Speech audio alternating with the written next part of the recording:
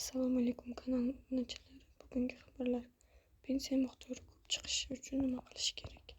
Pensiya jamg'armasi qanday qilib yuqori miqdorda pensiya olish mumkinligi bo'yicha ma'lumot berib, fuqarolarning ish haqi va daromadiga oid ma'lumotlarni raqamlashtirish va faoliyatini rasmiylashtirishni tavsiya qildi. Jamg'arma barcha yoshlik paytidagi o'zining kelgusidagi pensiya haqidagi qayg'urishi bu davrning oldindan tayyorgarlik ko'rish lozimligi. Ko'pchilik pensiya yoshiga yaqin qolgandagina bu haqda o'ylashni boshlashi qayd etdi. Pensiya tayinlangandan so'ng esa ko'pchilik fuqaro nega menga kam miqdorda pensiya tayinlandi, meni hisobim bo'yicha ko'proq pensiya olishim kerak edi kabi savollar tug'iladi.